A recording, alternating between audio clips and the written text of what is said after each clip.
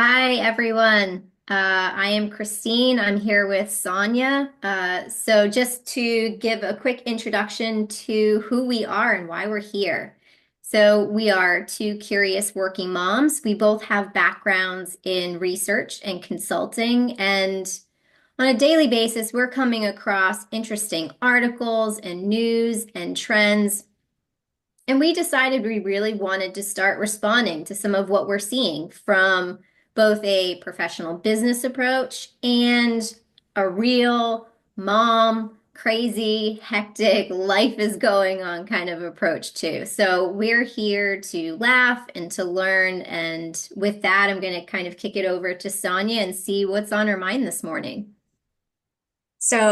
Christine and I have a lot of questions about a lot of different subjects. One of the questions we had came up where I was reading an article that a peer of mine, somebody I know, wrote in Forbes called Five Higher Education Trends to Watch For During Trump's Second Term. It's a professor at Davidson, Chris Marsicano, great short article, and he lists that um, those five trends are that President-elect Trump will struggle to abolish the Department of Education. Had so many questions about that. That recent Supreme Court decisions will likely make higher ed policy changes difficult. And there's no opinion here on whether these are good or bad things. He just kind of stated what he thinks will happen. Republicans will likely continue to scrutinize elite colleges and universities, was the third one. The fourth one was student visa numbers could decline and some financially insecure colleges may suffer. And the fifth one was the Higher Ed Act will likely not be reauthorized. And then in the end, he just kind of said, there's probably going to be some great inertia here, meaning on the object at rest stays at rest kind of side of inertia, that it's just going to be really hard to close the loop on any one of these things, but that the objects in motion will continue in motion, that some of these things from previous times are going to keep going. Well, I really couldn't get past the first one about the Department of Education disappearing with my ed background. And I wanted to learn a little bit more. I was having a conversation with another friend, and we started talking about the new Secretary of Education nominee, and the question came up, where in the world is Betsy DeVos, the previous Secretary of Education? What are her thoughts? What is she doing? What happened to her?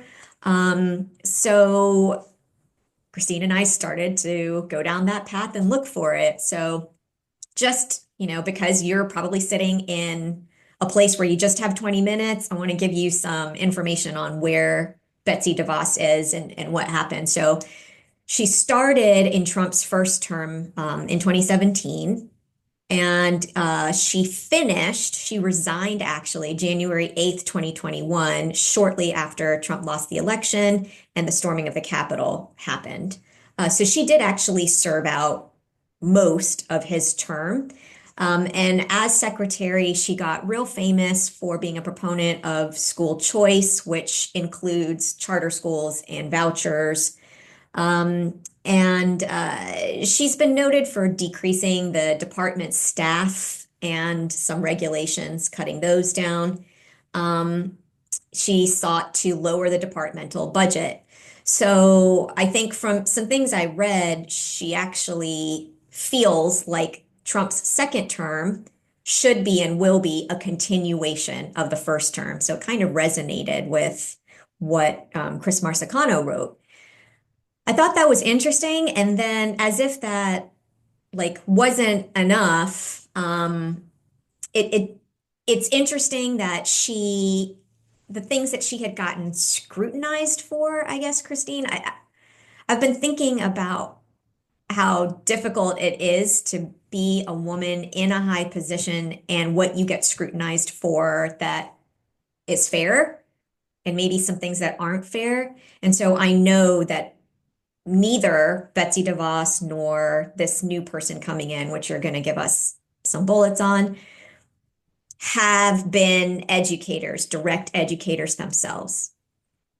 And so they've gotten a lot of criticism for maybe not understanding that system enough, appreciating that system enough, being too critical without the understanding, etc. But they are both impressive women in different ways. I mean, they have a lot of credentials that I don't have. They have a lot of experience, access, knowledge that I don't have. And it turns out, and I'll tell you a little bit later in the segment, what the things are that they have that are so interesting in common and what might be different. But first, can you tell us a little bit about who Trump is putting forth as his new Secretary of Ed? Sure. So when I when I heard the name Linda McMahon, I I thought, how do I know this? How do I know this last name? This is ringing so many bells for me. And I have to tell you, when I was a child, my brother and I, we were obsessed with pro wrestling. I mean, Who we wasn't back made then, my right? parents pay for that pay-per-view so we could watch the ring matches all the time Oh, that's serious. Okay. for for my, I want to say maybe my eighth birthday. I didn't want ponies, party. I said, Dad, I want you to take me to, at the time it was WWF wrestling match. And so that's what I did for my birthday is I stood in a crowd of people that were dressed up to the nines and I watched The Undertaker take the stage. And it was just such a highlight of my life. So back to Trump's pick, I saw this name and I thought, gosh, I know this name. Linda McMahon is actually married to Vince McMahon, and together they started the company, which is now known as WWE, Worldwide Wrestling Entertainment. So a little bit of background about her, besides that she's coming from this famous family of wrestling. She has been tied to Trump for a while. She actually ran twice for a U.S. Senate seat in Connecticut. Both times she did lose. Um, she has served on the Connecticut Board of Education for a year, starting in 2009. And she's had this lifelong, she's expressed a lifelong interest in education, but it kind of got put to the side when she started this company with her husband and was married and did everything there. So um, some of what she supports charter schools and school choice. And I know that you and I have talked at length about some of those topics, and they're hot button topics. Let's face it, no matter where you sit, you're going to get criticized by somebody for your opinion on some of those. But generally speaking, she cares about education. She's aggressive in her nature. She's putting forth some ideas that I think could be innovative. And now she's going to be tasked with essentially dissembling the department that she's charged with uh, being head of. So, kind of a conundrum there, but I would love to hear, what you were seeing as far as similarities and differences with Linda and Betsy. Yeah. Um, yeah, thanks for that piece. The wrestling as part of our childhood brings back memories. I wasn't obsessed with it, but I did have a cousin, same age, who was so obsessed that I mean, my uncle, his dad, had to put like locks on the TV, and every week there was, the lock was put on, then the lock was broken into, then a new lock and a new locking system, and then it was broken into. So, really gets into your brain. And I have an uncle who is a surgeon who loved and was obsessed with the wrestling matches and never missed them. So it really spans, like they were able to market to all sorts of people, and Sure. Yeah. it's gone through generations of families at this point. I mean, we're probably on our third or fourth generation of watchers.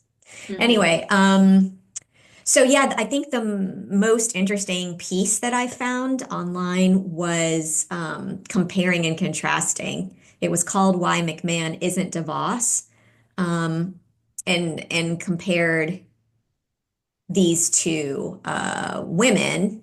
And it's interesting. So on the surface, they're both wealthy and they were not career educators.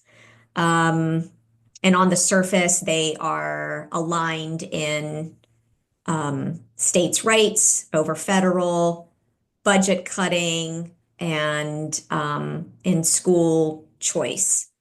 So those are kind of when people are painting caricatures of these women, um, these are the similarities you'll see. But I was really interested in what the differences are. And this article I read talked about how McMahon is actually more aggressive, and it rooted in the fact that she came from a less wealthy middle class family. Who knows what that means anymore? Like middle class is everybody and anybody who's sandwiched in the middle, such a big spectrum. But anyway, from my home state, North Carolina, and went to a public university herself, probably majored in education. I haven't been able to track that down, but she was planning on becoming a teacher before she got married.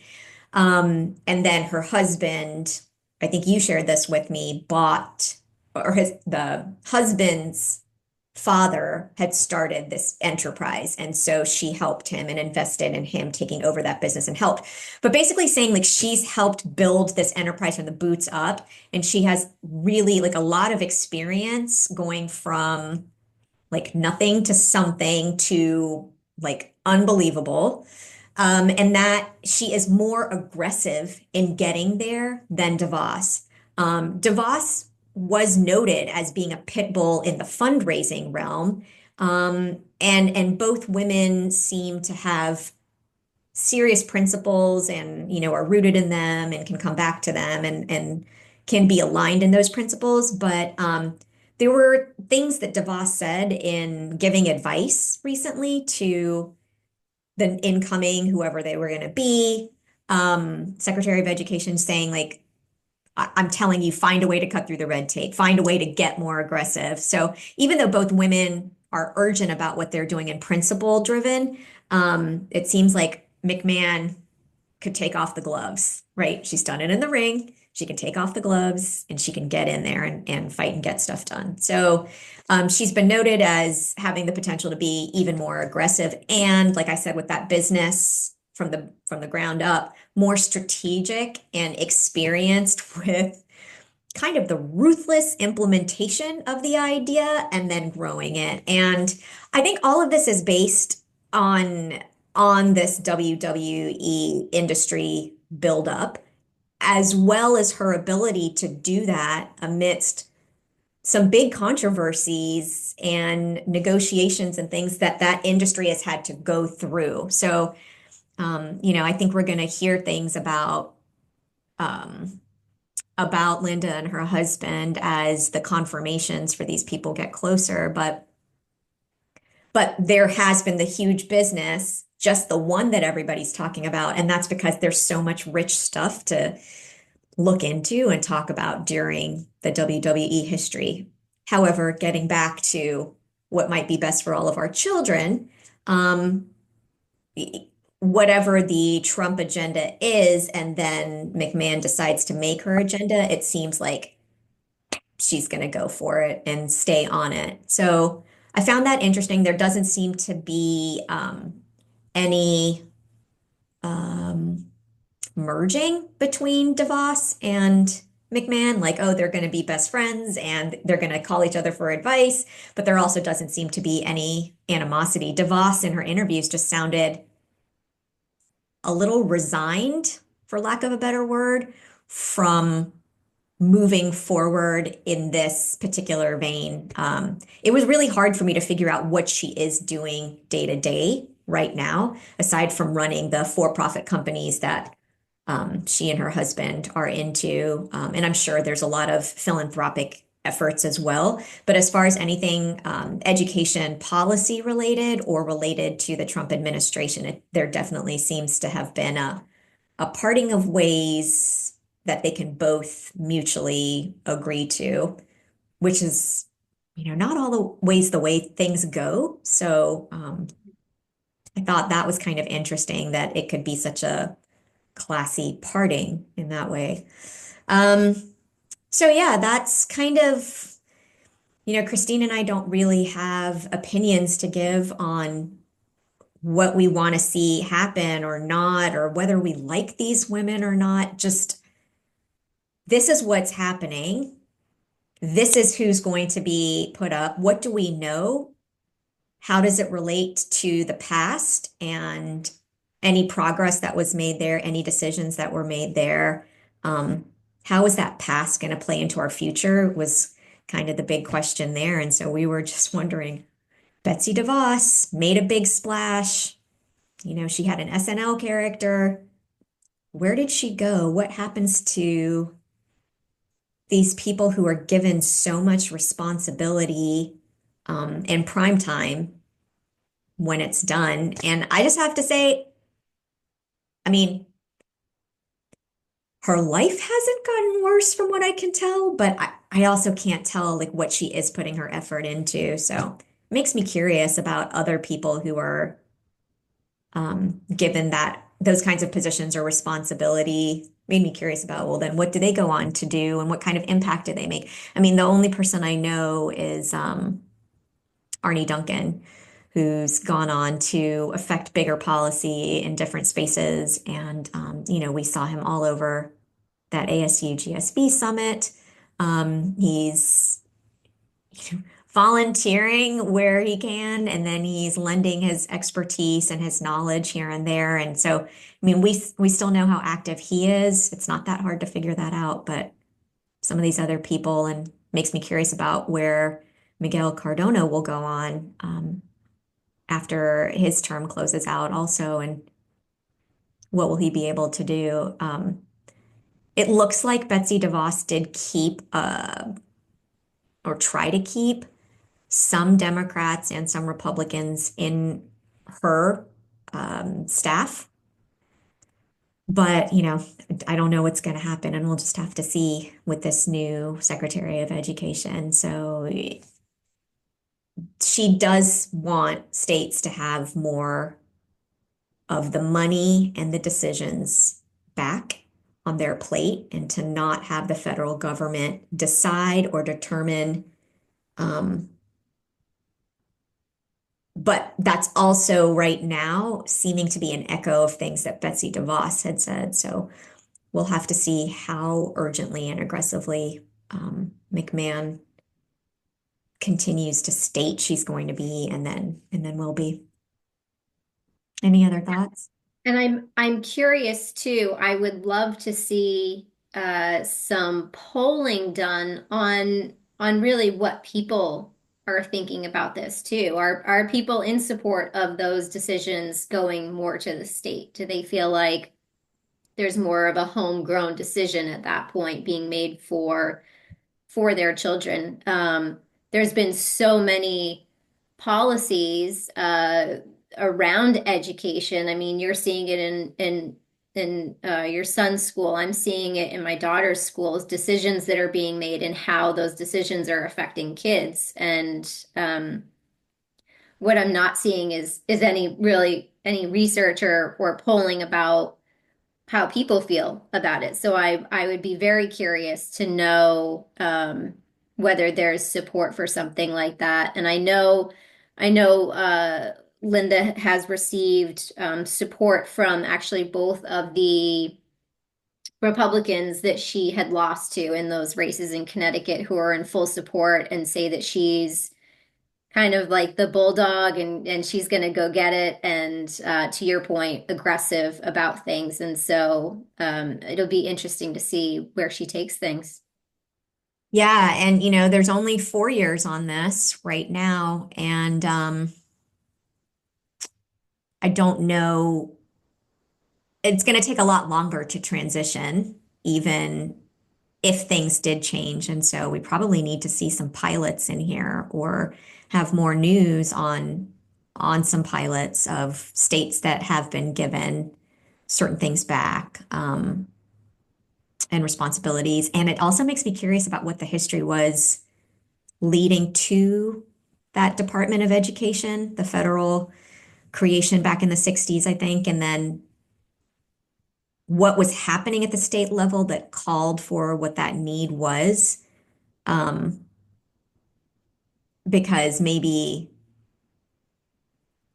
yeah, I mean, we've just continued to change, and I just don't want to form an opinion or a suggestion until I know more. Um, Mhm. yeah, that's interesting that you're saying that more information is needed. And that's kind of what we do, right? Is we start going down a rabbit hole like this. We see something pop up on a news feed or an article that we're interested in, and then, you and I have spent weeks sometimes discussing something as it can kind of continues down the pipeline of action. So this might be something that we end up revisiting when we see some more information come out, which would be exciting.